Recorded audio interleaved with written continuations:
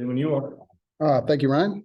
Great win. Obviously, anytime you can take a series off somebody that talented and playing as well as they're playing, it's a big statement for your program. So really pleased with our effort tonight. Obviously, still have a big ball game tomorrow that we need to get ready for, but we'll enjoy this one for a couple hours.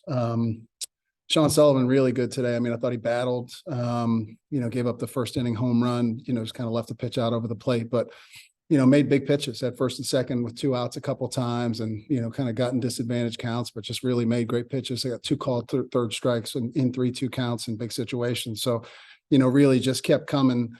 He wanted to go back out there in the 6th, but, with a short week coming up at Clemson and his pitch count being at 89, just didn't feel like that was the right move at that part, especially with Morales coming up second that next inning. But, Cole Rowling came in, gets a 6 big outs. Thought he threw the ball really well. And then Seth Keener, I was really proud of Seth. I mean, a lot of things went against him. Ball gets hit down the first base line you don't expect, and then we make a kind of a bad fielder's choice decision, and it's 1st and 3rd with 1 out, and falls behind Sear, who's a really good fastball hitter, 2-0, and makes 3 really good pitches to get a strikeout, and then gets the ground out to end the inning. So, really proud of Seth in the 8th inning there. Didn't want to use Cam for more than 1 if we didn't have to.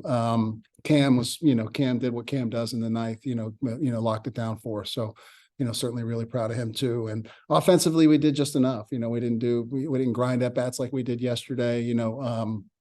It felt like Zeal threw the ball really well. He was throwing 3 pitches for strikes, and he was attacking our hitters. He was ahead of our guys all day. So give credit to him. I thought he was really good today. And, we did just enough. We manufactured a run in the 1st, got Tommy Hawk to 2nd and then moved him to 3rd, and Kurtzy got him in, and then Pierce Bennett, with a couple big doubles, and then Tommy Hawk with a 2-out RBI. So, did just enough offensively to win. You bring up Pierce Bennett with those couple big doubles. I mean, how big is it to have the production from him, moving him from the 2 spot down to the 5 hole, but coming in the backside and just finding 6? Yeah, well, that's why we put him there today. We talked a lot about, kind of what the right person to have Brock was. Brock and Kurtzy get on base so much, just because they walk in addition to their offensive prowess. So, that 5-hole spot comes up with people on, all the time. And, we talked a lot about who we wanted in that slot, and Pierce was the kind of the name I just kept coming back to. And, obviously Pierce got it done for us today. I feel like some times that I've been here, offense has done just enough to score 4 runs, and it's not always worked out for you guys. I mean, pitching and defense of this team is, you just have to hope that you sustain it for the next 3 months. Yeah, I mean, again, we're talking about this yesterday, or maybe it was Tuesday against Elon. I mean, we've only had 1 outing so far where we didn't get a quality start. We've gotten 5+ with a chance to win out of our starters every game, other than that game at Coastal.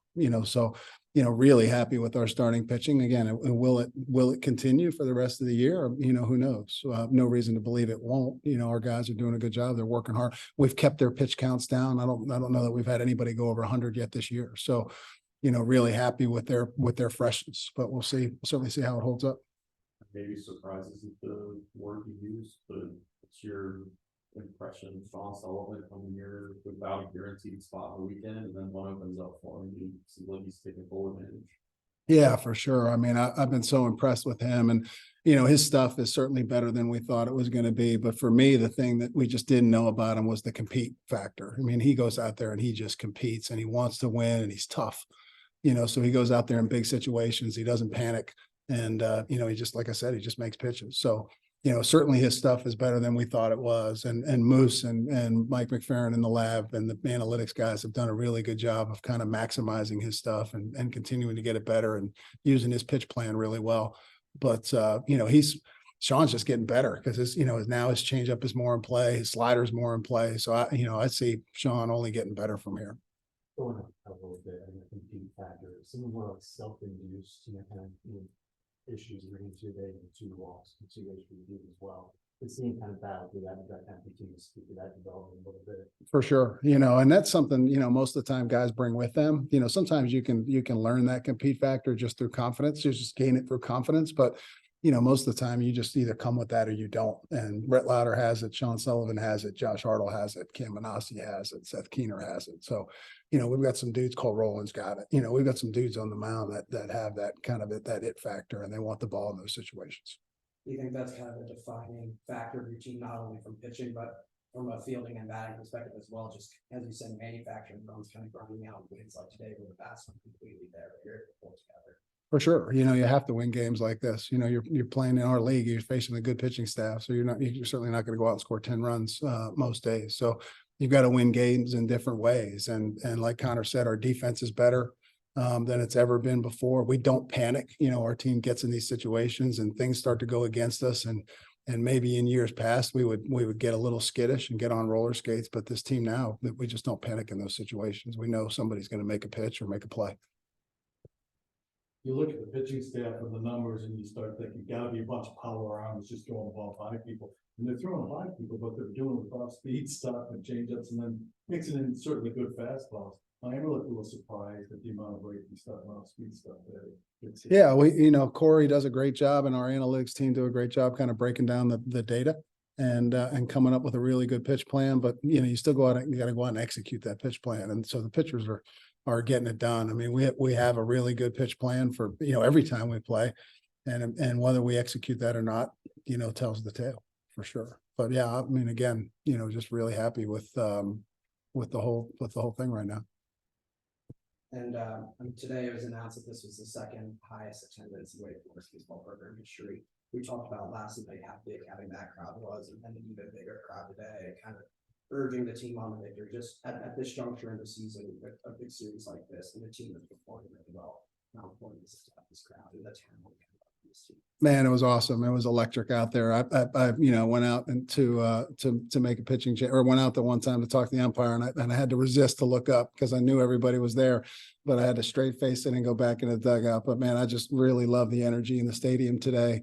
And you know, I think we're probably gonna have an even bigger crowd tomorrow. I'm fired up for it. So you're fired up to get the series win, and you've had 2 series wins already, but how much is there pressure on tomorrow? Is there, you know, want to keep stacking ACC wins as early as you can? Yeah, for sure. You got to get them when you can. I mean, if we have an opportunity to win tomorrow, we're certainly going to want to win. And you know, and you know, we've put ourselves in the conversation for things like hosting regionals and super regionals and things like that. And we don't shy away from those expectations, but at the same time, you've got to go out there and perform. And games like tomorrow are going to be looked at. Brock get hit on the elbow. Yeah, right on the point of the elbow, kind of right on the funny bone. It was a changeup. So I'm hoping that, you know, he'll be fine tomorrow. It looked like he was fine, but it's one of those ones that it takes you a good 5 minutes before you feel normal again. Take a little bit for you to take him out of the lineup. Yeah, he would have to not show up tomorrow to not be in the lineup. Anything on Zoom for Coach? You guys all good? Yeah. Thanks, Coach. Awesome. Thanks for being here. Thanks, man. Thank you.